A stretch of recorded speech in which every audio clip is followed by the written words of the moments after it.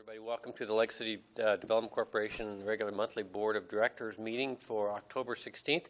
Let's rise for the Pledge of Allegiance, please. I pledge allegiance to the flag of the United States of America and to the republic for which it stands, one nation under God, indivisible, with liberty and justice for all. Thank you very much. First item on the agenda is public comment. If we have anybody here that wants to address the board on a matter that's they're not already scheduled to meet on. No? Okay. Approval of minutes, September 8th, 2013 board meeting minutes. Do we have a motion to approve those minutes, please? I will make that motion. Second. Moved and seconded. Any corrections, comments, or questions? Hearing none, all those in favor say aye. Aye. Aye. Any opposed? Motion carries. First business item is presentation of the Midtown Mixed Use Project. We have Douglas Peterson and Catherine Malmberg here from the Idaho Housing Company and Idaho Housing and Finance Association. Welcome. You can proceed at your pleasure.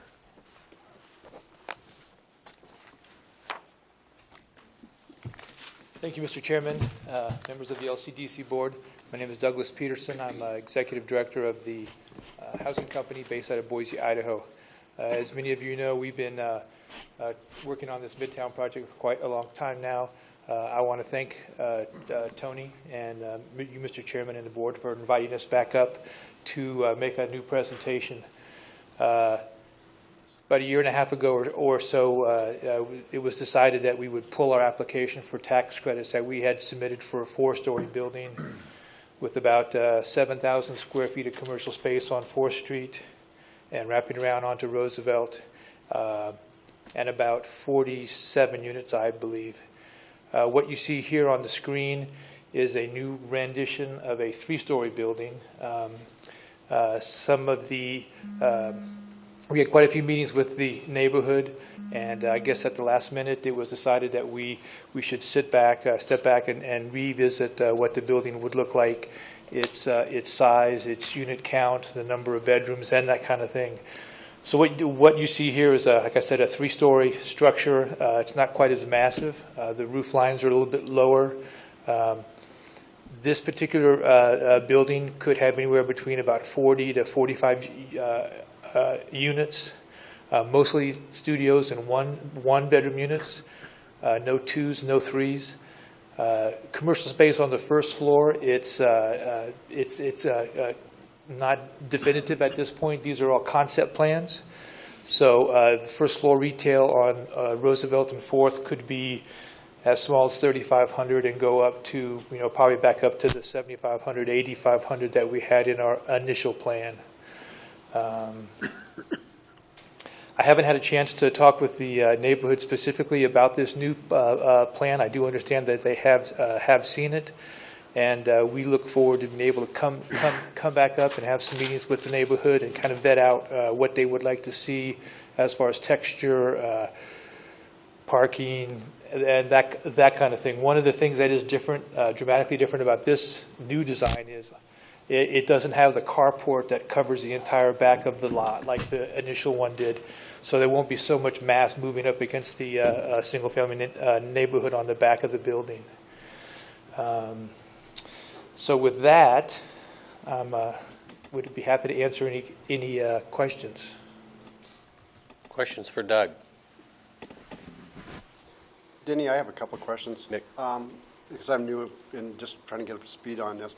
First of all, what would be the pricing of the studios and the one-bedrooms? Do you have an idea of what that would come in at? Oh, I haven't run numbers in quite a while because we. Catherine, can you come up here so you're... Yeah, please, if you could join us.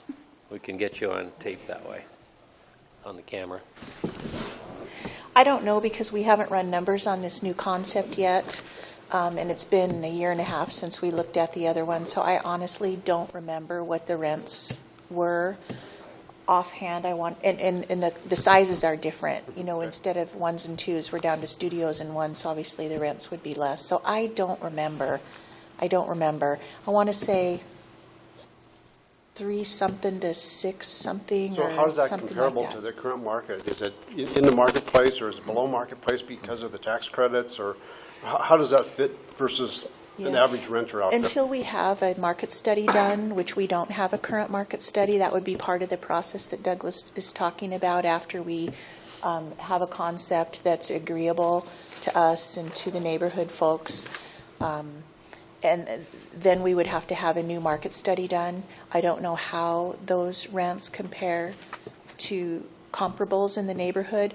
I would suspect that most of them would be a variety of below, because that's the whole point of the affordable housing part. You know, you have different AMI levels.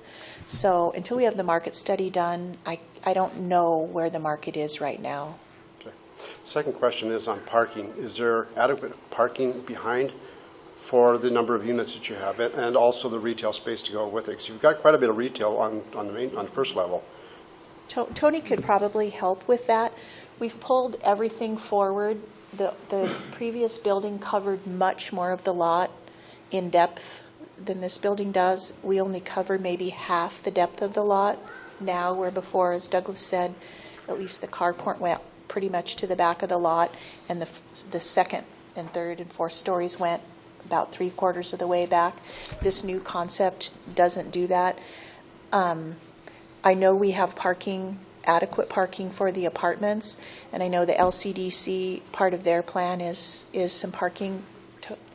Okay, May I- Catherine, if I could, do you have a slide with the footprint with you tonight? We don't. Okay. Deanna, go ahead. So there will be adequate parking for one car per apartment behind the building, and then where the Paris Flea Market is and that area, that will be demolished, and there'll be additional parking put in there for overflow parking for the apartments and for all the retail. And that's why Tony worked real hard with the city streets guy. I don't remember what his name was, but that's why we have that angled parking across from Capone's. Also, that increased the number of parking places on Roosevelt Street. Well, there always seems to be parking problems down in that area, so that's why I was curious. I mean, If I can, Mick, Deanna, when we did our purchase of the youth ranch building, or of the land beside the youth ranch for parking, that was intended for downtown parking for the midtown businesses. The additional parking on the end where the Paris Flea Market is will give additional parking. I've seen the floor plan for this, and I think we've discussed this in the neighborhood, and I'll go into more detail on that when it's my report time. okay, thank you. But there is one parking space per unit in the rear. We counted the numbers based on the conceptual plan that we've seen. Then there will be additional parking, but there really wouldn't be good access to the retail businesses from the rear where the residential parking is. So the access to the retail businesses would be from the parking, such as the Paris Flea Market and the public parking next to the youth ranch. And there's actually quite a few spaces there. It's not only it's south of the Youth Ranch building, between the Youth Ranch and the current Paris Flea Market. And that building will come down. There'll be some additional parking there where the Paris Flea Market is. And then if you recall, across the alley to the west off of 3rd Street, there's another lot or two that's also parking. And it's been my experience driving by there that it's rarely full. Okay. So what is the footprint of this building, total square footage? This concept here, it's about 40,000 square feet. I don't have 38, any idea. 40,000 square feet. Dick was here. I believe this is, it's very conceptual, and I'm a little reticent to give specifics and details, because like I said, we haven't had a chance, the housing company, to go through the neighborhood and talk to them. That was something that we really want to make sure that we get their input on this, and so that's like. Okay, well, we'll wait for more information then. Thanks.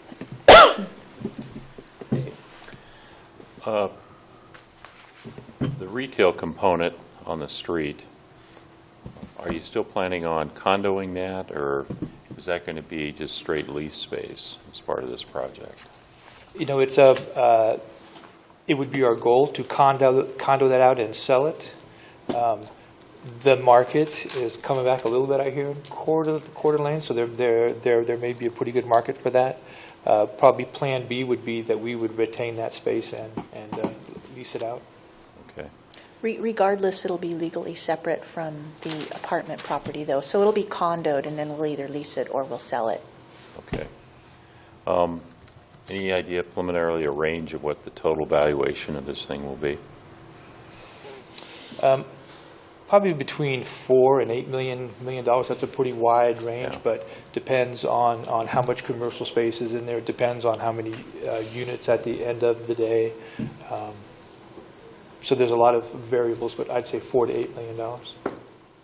So you're going forward, you're kind of taking the concept, going to run that by kind of the neighborhood and various groups that were opposed the last time we went through this process. Make sure that there's some good way forward from that there's some understanding and acceptance or some modification that works with you folks. Kind of build from that point, come back with some hard numbers, and make your ask of us. Is that what you're going to do? Correct. I think consensus building, that might be the correct way to say it. I think last time possibly we brought in the finished product and asked the neighborhood what they thought, and maybe that was wrong. Or it looked too cast in stone. Yeah. The wrong approach. So this time we're coming in saying, here's our concept. Obviously, we really want it to work for the neighborhood, but it has to work financially for us also. Sure. So the number of units in the commercial space, all that has to flow. So we would come back. Hopefully, we can meet with the neighborhood a couple times before your next meeting, and get some consensus going and continue the conversation. And Doug, it looks conceptually you pushed back from the 3 and 2 bedroom concept just down to studios and ones, which I guess probably cuts down on the number of people maybe. I don't know. But it looks like that particular product is a market that you think has the best potential for a reasonable rate of return for you all. The need? Okay. In an urban environment like that, we think so. Okay. Brad? I'd like to ask you, if and when you have a date set for a neighborhood meeting up there, maybe you could somehow coordinate with Tony, and then if some of us have a chance, we could drop by and Sure. view the meeting. Sure. Thanks. Just a couple of questions. Doug and Catherine, the Finance Committee had a chance to meet with Catherine briefly and with Dick Stauffer to look at this a little bit. And I think one of the concerns we had was the scaling back of the commercial space, the retail space on the street level. And so I came away with the understanding at that meeting that the reason that gets scaled back and you replace it with some ground floor residential units is that, and you alluded to this, you have to separate that out from your tax credit financing program, and so you cannot use that vehicle to finance the commercial space. So that's why they're looking at making this pencil out, and so they've got to use all of their own money to build anything that's that commercial retail space, so that makes it a little more difficult for them. But I think you can appreciate our concern that one of our goals is to incent economic activity in the area besides just residential use. So we're hoping you can find a way to keep as much retail. Right. At least I am. That's one of the reasons why we've tried to be not vague, but we're trying not to get too drilled down into specifics at that point, so that all that can be flexible. And then, of course, until we get the neighborhood on board and everything like that, doing all those extra steps, of course, costs additional money, and we don't want to go in a direction that's not something that's ultimately accepted. Okay. And on that point, could you tell us a little bit about your timing for this round of tax credit application then? There are 2 rounds. There's a February round and a September round. There's not as much. There's quite a bit less money in the February round. IHFA works on a fiscal calendar year, not a fiscal year. So September is their big time where they have the most money. Whatever doesn't get spent then kind of gets until we have a firm design and a firm concept, It may be premature to talk about this going in the February round, so that we can make sure that everybody's on board and we get this, that we build the consensus. I would like to say that this would be a September round. I think I don't want to give anybody the impression that we're trying to push this too quick without people having a chance to look at it. I think that there's more discussions with the LCDC board on the size and the scope of the commercial spaces that are there. So if I had my preference, I'd probably say the September round would be the most beneficial for us, and I think we'll have the most money then also. Deanna? If we're going to condo the lower level, of the commercial part, is it possible to do a pre-sale and see if the local real estate market wants to work with us on something of that nature, so you don't have to use housing company funds? You've already got, what, $500,000 of housing company funds invested in getting this site ready. Is that an option? I think that one of the things, we got a couple contacts last time Catherine was here from a couple of commercial real estate brokers.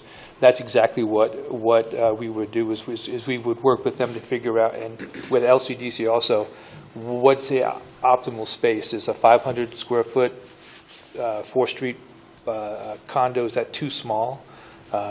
What size if a restaurant wants to go in on the corner of Roosevelt and 4th Street, do they want 2,000 square feet? We're pretty good developers, we're pretty good finance folks, but we don't do a lot of commercial development, so we would bring them in as kind of partners in the deal and put up a sign. We'd have a design of the building, and hopefully they could sell those spaces before we even put a shovel in the dirt, as they say. Other questions of Doug or Catherine? So it's not specifically an action item, I guess. It's just informational at this point. So we appreciate your coming up from Boise. I know that's never easy. And we also appreciate your effort to keep, in close contact with the surrounding neighbors.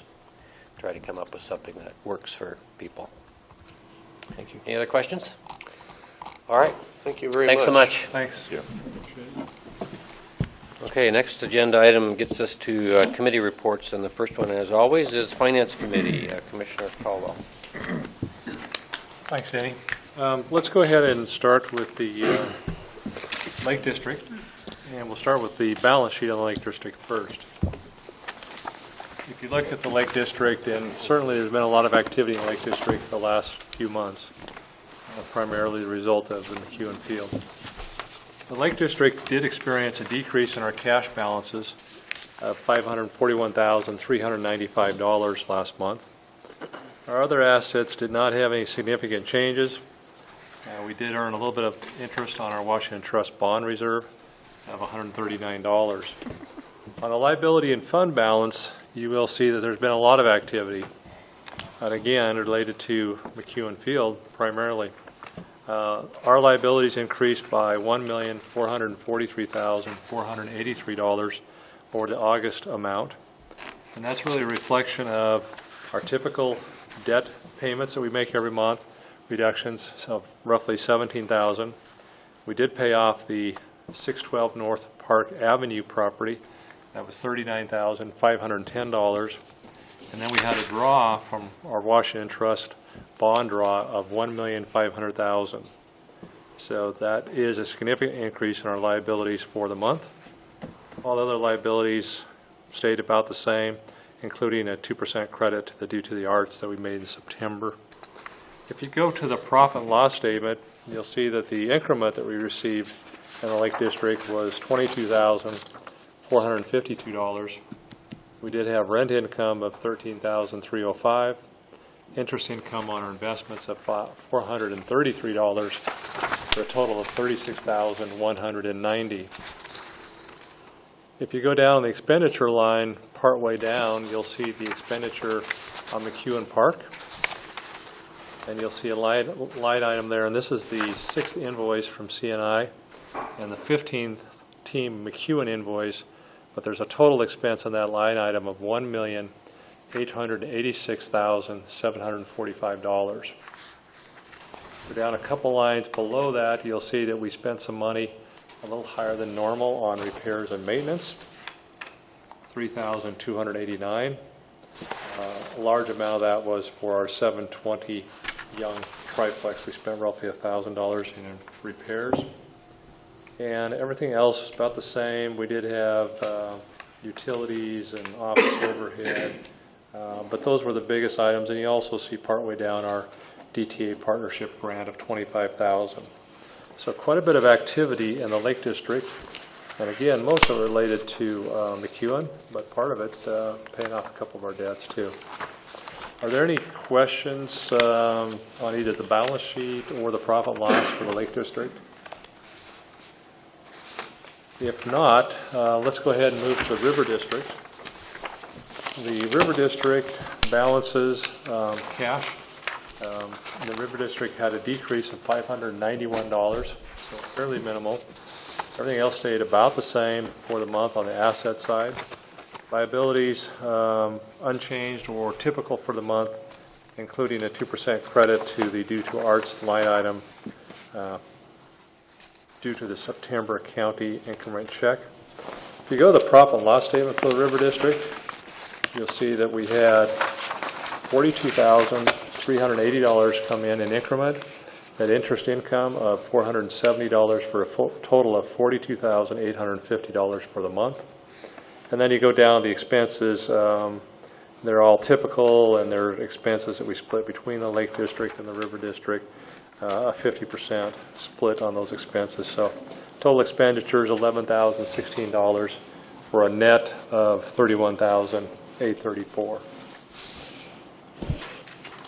Any questions on either the balance sheet or the profit and loss for the River District?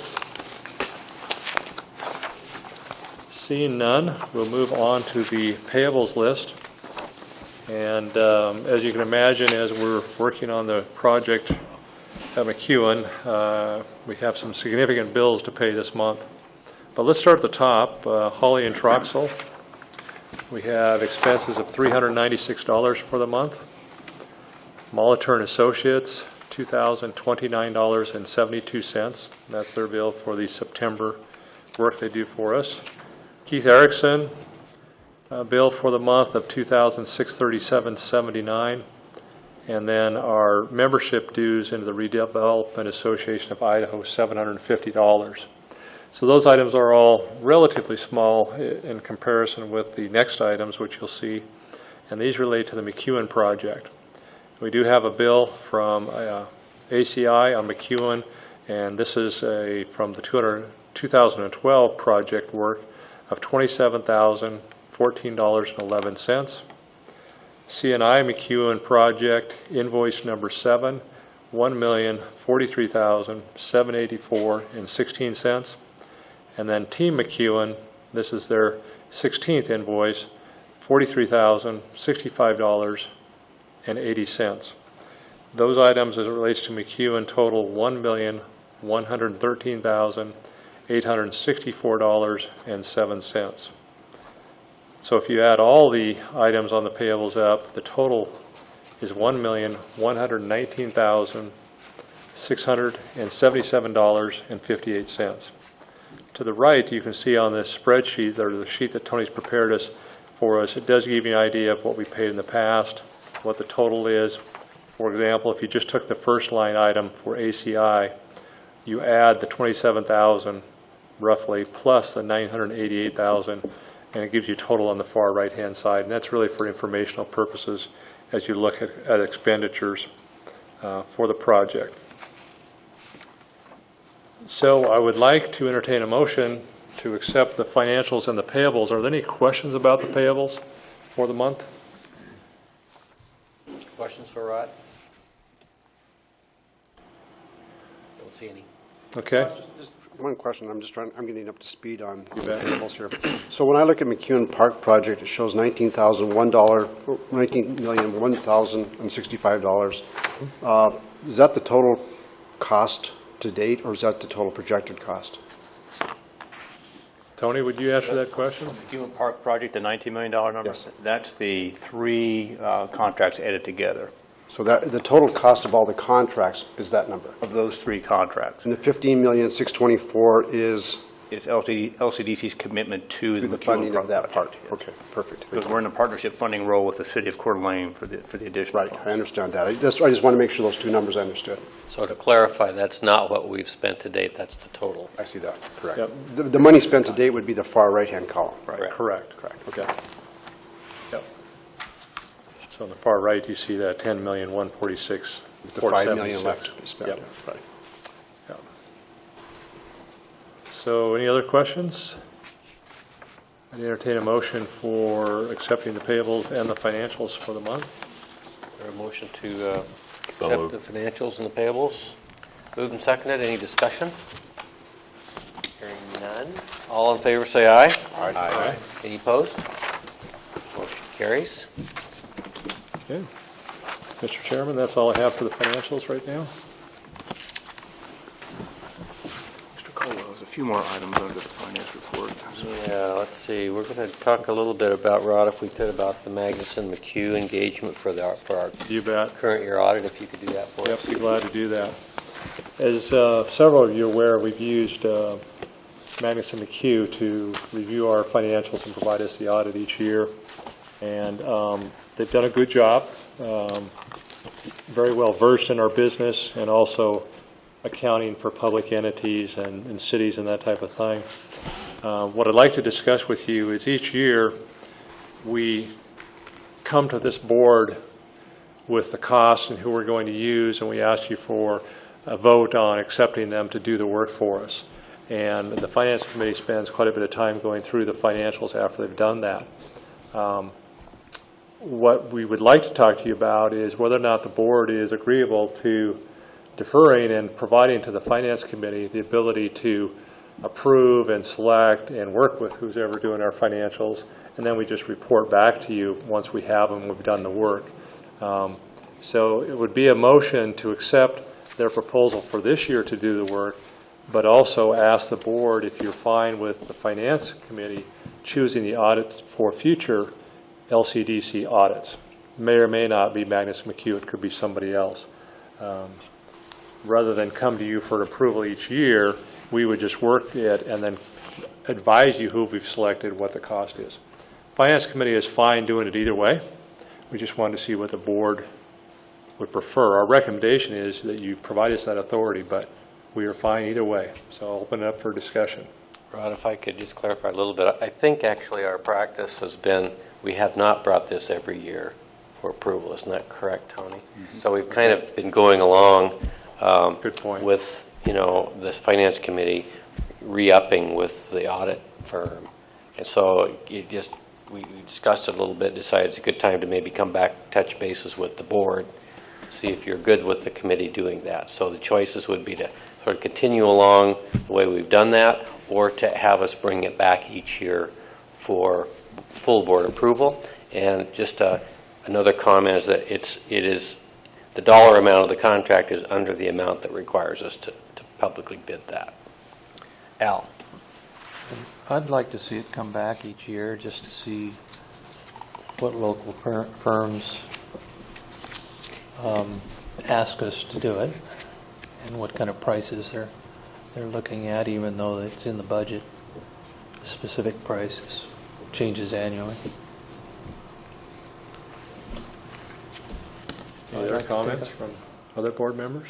Well, does that mean then that you want to like to go out to bid with it, or? No, just to be given a report as to who is offered to do it and what they want to charge us each year. Of course, they won't offer to do it probably if we don't make it be known that we're soliciting invites or requests for proposal. So is that part of what you like to see us do, is to put that out each year to the various firms that do that? Denny, how often do we do an RFP for this kind of a contract? Is it a 5-year contract or a 1-year contract? We do it on an annual basis, but we have not for several years probably actually put out an RFP. So we could do that differently for sure on RFP. And again, with my limited experience in finance and on the finance committee, it's a function that really requires some pretty deep knowledge of how we operate. If we were doing it with a different firm every year just based on price, it probably wouldn't be very efficient, and I'm not sure we'd actually get people to bid a lower price because they're going to have to come up to speed with how our business model works. Well, and then the amount of time that they'd have to spend with Tony every year for Correct. Tony to get him up to speed would be huge. So I would understand the board wanting to, revisit it maybe each year to sort of reaffirm what we do, but we need some direction, I guess, on how we Just go a couple about it. points. First of all, I've worked with Magnus McHugh on a public board for a number of years, and they do a very good job. I will give them credit for that. They are also typically the least expensive. I've been through 2 RFPs where we've had other accounting firms present, and they were both, 3 different times they were the lowest bidder. That said, we typically would do like a 5-year contract, typically for 2 reasons. Number one, it gives whoever wins that the ability to get up to speed and get familiar with our finances and our way of doing operation so they can dedicate to it for a 5-year period. And typically they'll bid a little bit less, and you can lock in a rate for a period of time too. So we might want to take that back to the Finance Committee and just look at longer than a 1-year, year-over-year contract. Good point. I assume that's subject to an appropriation clause, that if for some reason you didn't have revenue or funding to do it, you could cancel it. Tony, That's I don't think it is typically on year-to-year contracts, is it? Because you're not... Any contract could be a debtor liability under the state constitution, but urban renewal agencies aren't limited by the state constitution because of the Supreme Court case that declared that you aren't subject to it, which is the reason you can incur long-term debt and say NIC can't. Right. So you could enter into a long-term contract. Okay. I'm all right either way. I'll go with the majority here, whether you come back to us and report what you did or whether you come back every year. You guys do a great job. I'm all right either way. And that being said also, I think Magnus and McHugh does a great job. They're well known for this. But if you want to look at another firm too, I don't want to use the word transparency because that word's been thrown around so much, but maybe just as a good business practice, maybe sometime it's good to have someone else look at it to see if they're looking at it from a different angle. But I'll just throw that out there. I'm fine, but I'm okay with you having the authority to do that and report back to us. I don't have any problem with the Finance Committee having the authority to do it. Just based on what we've seen at the city on the audit process, we've found Magnus and McHugh's bid to be more reasonable. Most of the firms that have the ability to audit this type of thing, or cities, are out of our area. They're the only local firm, I believe, that does this.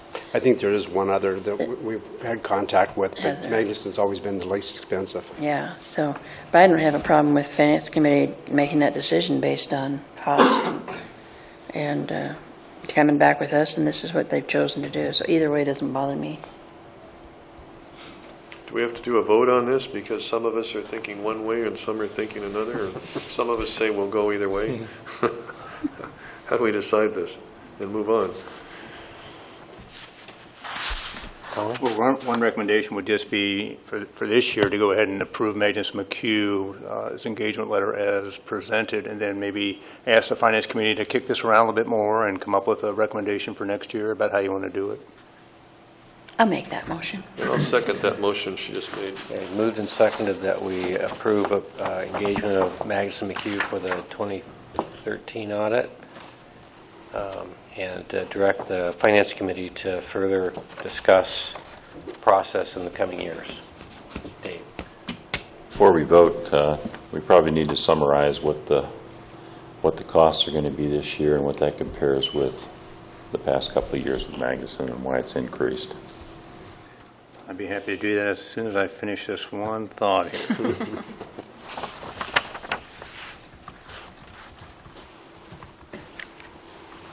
Magnuson's proposed fee for the fiscal year 2013 audit is $12,400.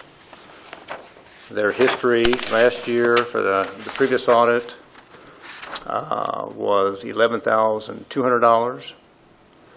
And then the year before is $10,900. The year before was $10,500. The year before was $10,100. So they haven't been going up very much. The reason there's a little bit of a jump this year is that there's new GASB rules that now apply to urban renewal agencies, GASB 63, which is going to require more work on the auditor's standpoint and thus the increased fees. So they're not upping it just as a cost of living allowance, so to speak, but they are now required to do more reporting under the new federal rules, and that equates into more time and resources, and thus they need to charge their clients a little bit more. It seems to be how things normally go, a little more complicated and a little more expensive. Okay, there's a motion on the floor. Any other discussion? Second? It has been seconded. Moved and seconded.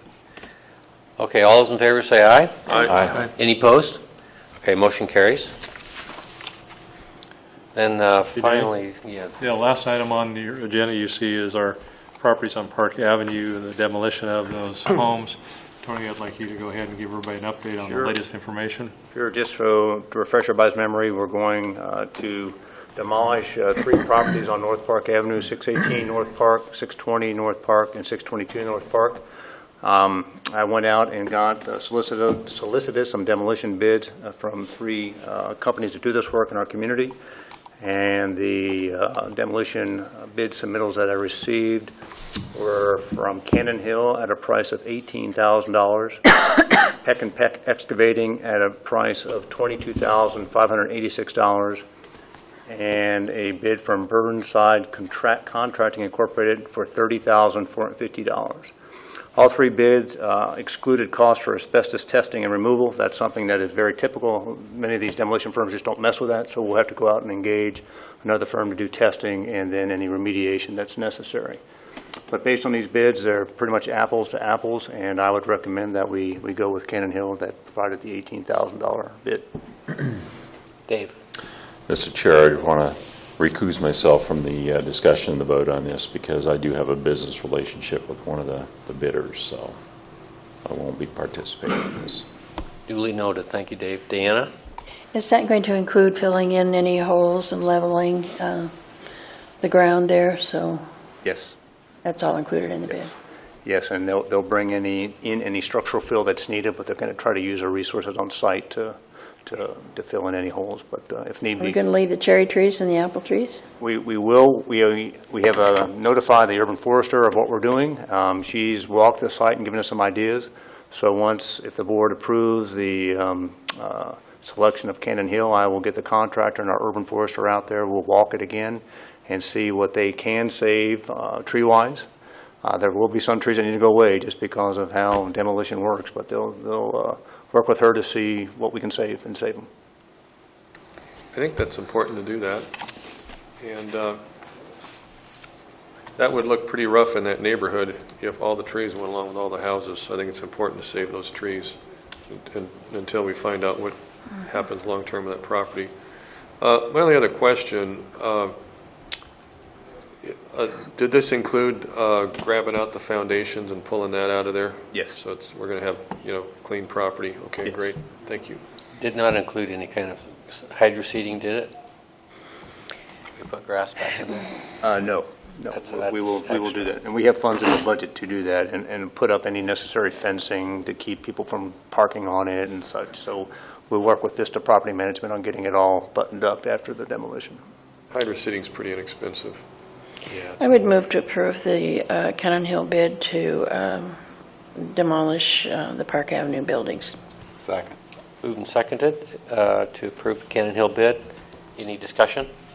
I just try and hold them to doing a pretty decent job of finish grading that after they get it done, so we're not having to bring someone else in to do some finish grading before we hydro seed. See if Cannon Hill's done work for us in the past. They've been selected from previous bids. They demolished the 632 North Park Drive house, and they did a real good job of giving us a level spot to bring right. back into grass. I think they will if you just make sure about it. Cannon Hill's been around about as long as anybody, so they seem to do a good job. So I feel real comfortable with them.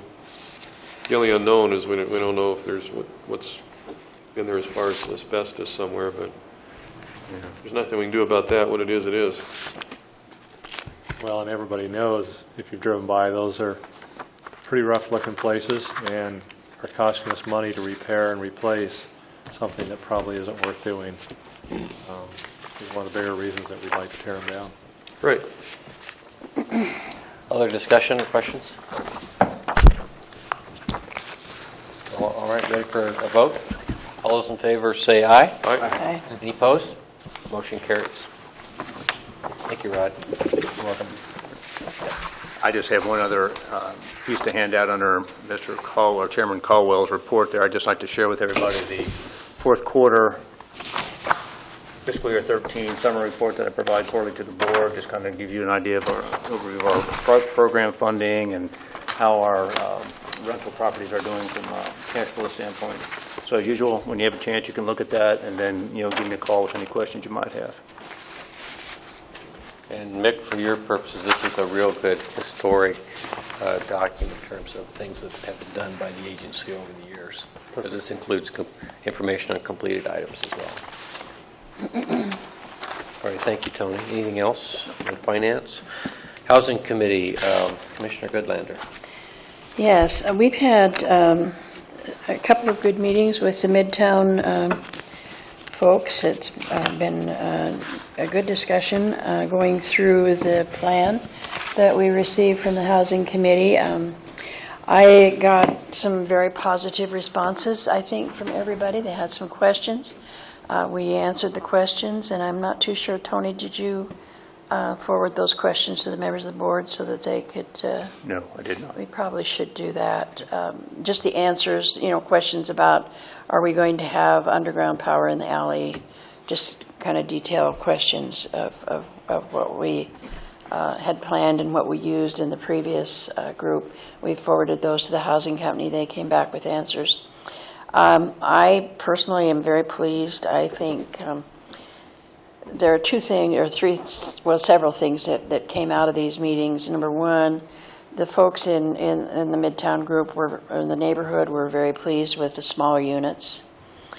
They were also pleased with the fact that we are talking, and I'll use the term workforce housing because that it really is what we're talking about. So the people that will be living in these units are employed people, and they have an on-site manager as the housing company manages their property as well.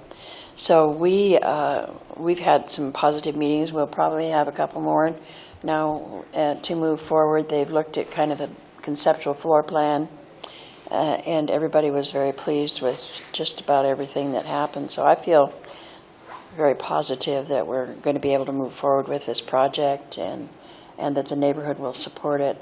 Certainly the housing company's wish to keep the neighborhood involved is important. And so that, and I think the neighborhood appreciates that. So those meetings have been positive. So that's what I can say about that. And I think that's really the only project we've got on the housing committee list right now. And yeah, I'll entertain any questions. I have a question. It's not on for the housing committee per se, but it's about Midtown. Tony, as you drive down 4th Street, where the bricks were put in, it seems like those have started to settle. Is there any way to go back and have the contractor look at those and make sure that they're at the same grade as the asphalt there? That's a good question, Mr. Arman.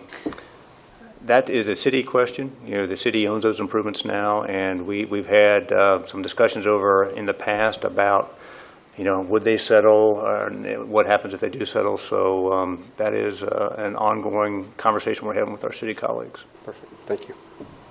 There was supposed to be a bump in there. The idea is it would slow the traffic There's a down. bump in there, but it's a bump and you Slow drop. the traffic, yeah. And if we're going to have that much more development around there, I think we need to make sure that street's in adequate shape, because I don't think it's starting to deteriorate. You're talking about the pavers on the table when you kind of go up on the table at the intersections? Yeah. Come down. There's a lot of discussion between LCDC and then the Public Works Department over the design of that. And a lot of Ultimately, it was the city's project, so Yeah. they got to ultimately decide what to do there. So, Well, they need to take care of it. I'll give you Gordon Dobler's phone number. Yeah. Thanks. I want to talk to Gordon. I'd love to. Yeah, do you have a cell phone and his home phone? You appreciate that. all right, so next would be the Parking Committee. Commissioner Jordan. Don't think I have much of anything to update you on as far as parking, Mr. Chairman. Communications Committee, Dave. Thanks, Mr. Chair. I'll invite Keith Erickson to join us.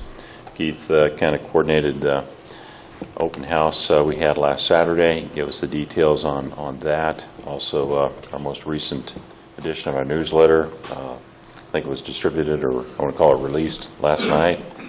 And there's been some couple of subtle changes to our webpage. So, Keith, take it away, please. Thank you, David. Or Dave. Yeah, hopefully you all got in the newsletter. You're all on the list. So we're starting to deploy a day earlier so you have it and can give me feedback before. But I will start with the open house. Most of you were there, virtually all of you. I think you saw that we were blessed by good weather. They predicted rain, and it didn't rain at all. By all accounts that my counting did, by the maps we handed out and everything else, we had about 1,000 people there. And I can tell you, I strolled around the park probably at least 3 or 4 times, and I talked to a lot of people, young and old, you know, from local and around, and it was, I didn't hear a negative comment, and I talked to a few other people, volunteers too. So it was good. I would sum it up as a success. People got to see it, and it was a good kind of unveiling, even though it's not nearly finished. But I think the open house was a success, and for people to really visualize what it's going to look like. And one comment that I did hear through the grapevine was there was a concern about ADA accessibility as far as handicapped. And I can guarantee you, I talked today with the city, and this doesn't surprise me, but I do know that it is completely the playground, the trails, access to the park, no matter where you're at, it will be ADA accessible. I mean, there's been great stakes and a lot of effort taken to make sure that it will be ADA accessible. So it may not be now because it's under construction. So, I mean, I don't know what you can figure. We did the best that we could to accommodate people. But all in all, it was a great success. Great to see a lot of people out there and great to see the sunshine. So we were happy to see that. Another initiative that we've been doing is trying to be more visible, as we know, over the time that I've been here. And with the elections coming up, there's a lot of candidates that have varying views on the Lcdc, which is completely fine and open. So we decided, being board members and Tony and I, that we wanted to reach out to the city council candidates. It's a high-profile race, and to answer their questions, basically. So what we've done over the past month since I met with the board last is extend an invitation to each of the 11 candidates, the mayoral candidates and the city council candidates, to say, hey, come in. Let's, you know, it was mainly Mr. Patzer, Mr. Burns, and myself. We'll answer your questions. We're not making a pitch. We're not making a spin. But there's, you know, a lot of times candidates have questions, and we know that LCDC and urban renewal is going to be a big issue. So each of the candidates came in. It was friendly. It was informative. There was a lot of good discussion. I think we answered a lot of questions. We all left happy. So I just think it's just another step in the right direction to inform not only the people, but the candidates, too, who will be leading the city on what exactly we're all about, and to try and diminish any of the uncertainty or confusion. So I walked away with every single meeting, you know, whether some of them love us, some of them not so much, but I walked away with every single meeting, and I think Dave and Tony did too. Well, pleasantly pleased that they had good questions and were happy, and all of them did express thanks to me later that they were happy or appreciated the fact that we reached out. So I really thought that was a good thing. Dave mentioned the newsletter. I think it's our 19th or 20th newsletter. In this newsletter, and again, I'll make the same pitch I do every month, and that is that the people that don't get it can sign up for it. It's just one email a month. You sign up at lcdc.org, and then you get it. And this month, what you'll learn about is the open house and the success it was. But more than that, there's some good facts and figures and quotes and photos. And it's just a good way to really connect with the LCDC and everything that we're doing. So, of course, we've got the McEwen. Also in the newsletter, and I think this is really important, is going back to the meetings with all of the candidates. All the meetings with the candidates, a recurring statement was, you know, whether it was Steve Woodmeyer or Mary Souza, anyone, they were all saying the same thing. What is the LCDC doing about jobs? What have you done so far? What are you doing on the front to continue on that, you know, path? Which is a good question. So there's an article in this newsletter about the Ad Hoc Jobs Committee, which I believe Mr. Hoskins and Mr. Patzer and Mr. Davis are all part of. And they meet regularly, and they are focusing on several things to even further improve the initiatives that we've already done, I think, a good job in. So you can read about McEwen and the jobs front. I think they're both enlightening pieces, so I would encourage that. And we always have a community profile, and whether it's no matter who it is, and this month we decided to profile our newest board member, Mick Arman, who had some good responses to some good questions. So you can read about his prerogative on why he joined the LCDC, what his background is, what he sees as the issues. So all in all, I think it's a pretty engaging newsletter, if I do say so myself. So look for that. As web updates, I've been talking about for the last few months. I think I'm happy to say that we finally have our major first step on web updates out there for the public to see and for you all to see. It mainly deals with our projects in the Lake and River districts, focusing first on the Lake District. And when you go to lcdc.org, and on the top button there's a Lake District, and you go to our projects, what you'll see is new photos, updated content on a lot of when the website was, before it was updated, had older information.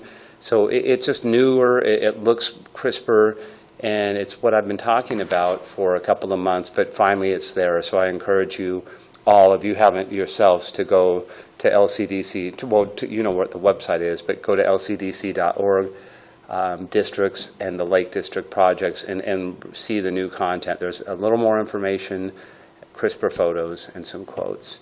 So I'm excited about that, and we should have the River District updates in. I'm hoping that next month I can report those are in as well. So we're moving forward on that.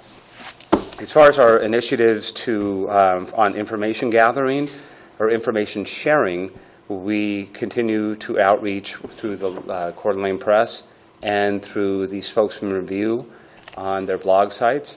And we continue to do that. We have a small ad, $300 a month for each. We've been doing it several months at Spokesman and just a few months in the Coeur d'Alene Press. These continue to get about several hundred views a month, and a lot of people go to the site. However, what this does when people link to each of these is it goes to the McEwen webcam and our website. And so really after November, it's going to become stagnant, because the main thing people want to see when they go to this ad is the McEwen webcam. At least that's what I look at, and I know Dave does. He's told me several times a day.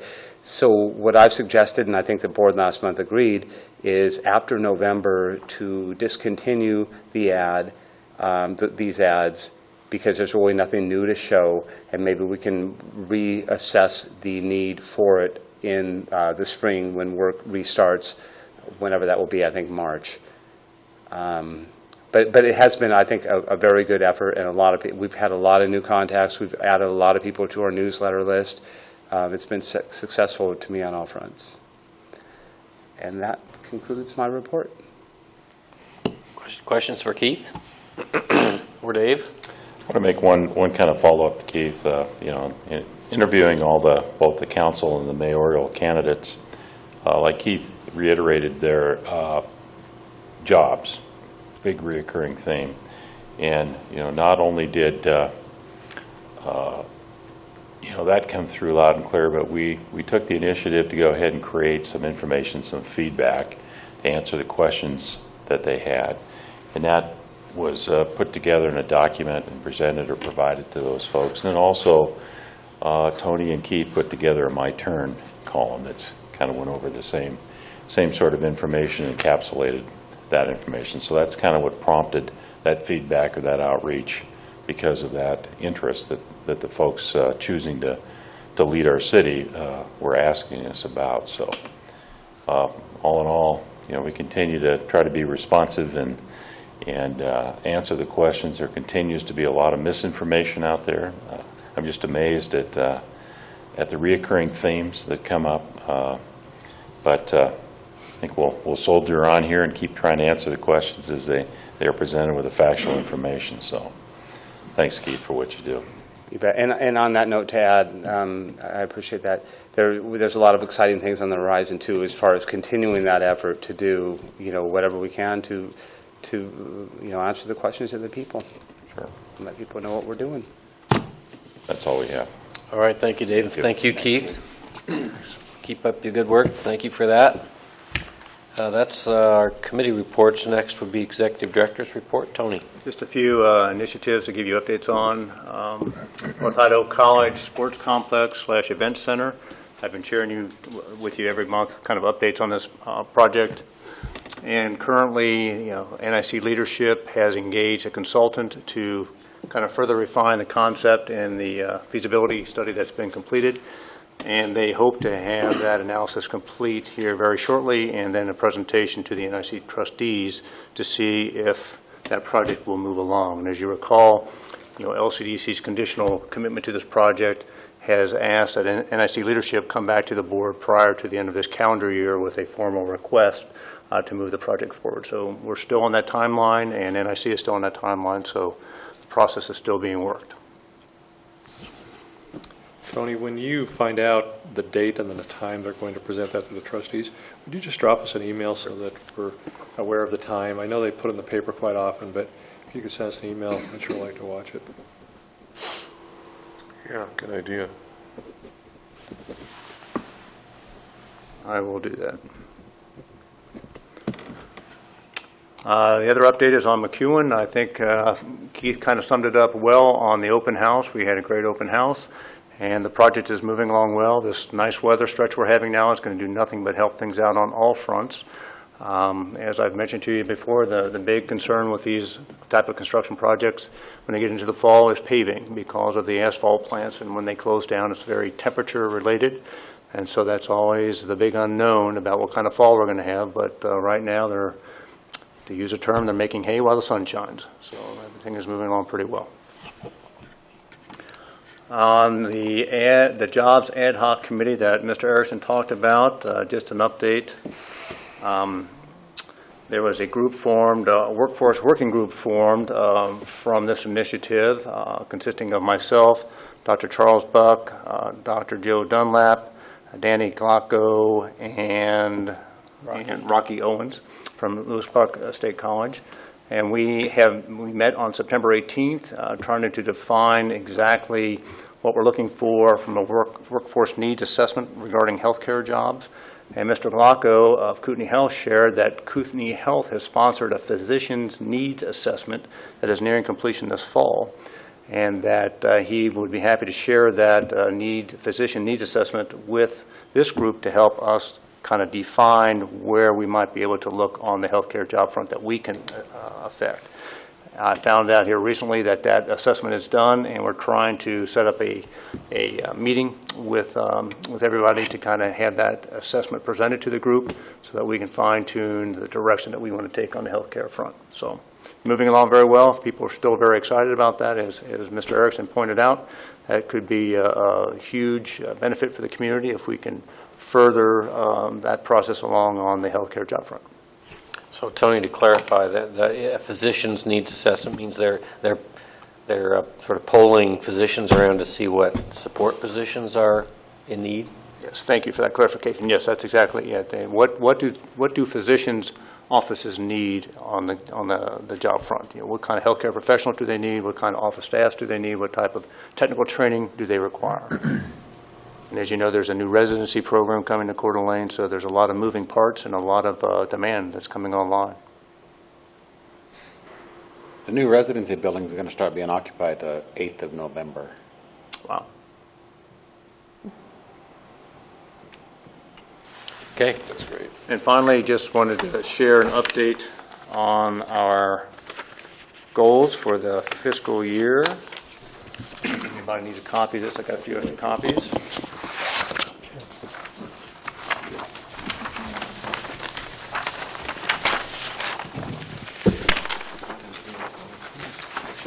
Okay, so I might need one back. And then you can share this one.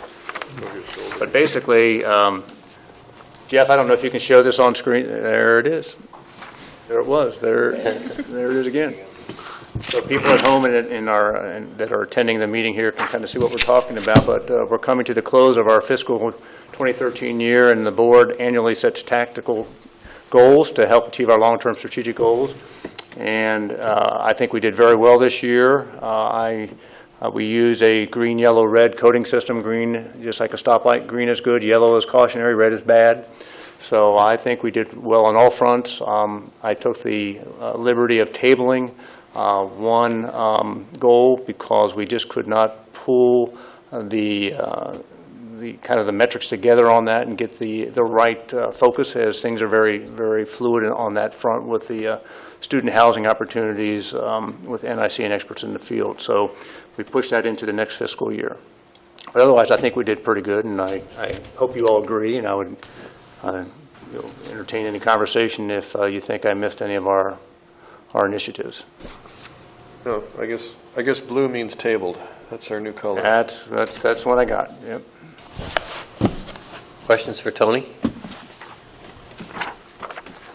And Jeff, did I give you the fiscal 14 goals? That's the only sheet I got. Okay, thank you. Just for the board, this is the goals that we set for this next coming year that we set at our April strategic planning session. So this is what we'll be working off of for the next year. So just so that you can be looking at them as we step into fiscal year 2014, which started October 1st. That's all I have, Mr. Thank you, Tony. Okay, these will be homework for you all. Board commissioner comments. Any comments for the commissioners on any topic of interest to the board? If none, then next opportunity for public comment. Any audience members want to address the board? Okay. Seeing none, we need to adjourn into executive session, so the chair would entertain a motion to convene into executive session under Idaho Code Section 67-2345 sub 1 subsection B to consider the evaluation of our LCDC executive director. So moved. Second. Roll call. First, Hoskin, seconded. Goodlander? Yes. Caldwell? Aye. Davis? Aye. Hassel? Yes. Batzer? Aye. Hoskins? Aye. Jordan? Yes. Harmon? Yes. Motion carries. We will convene an executive session. Thank you all very much.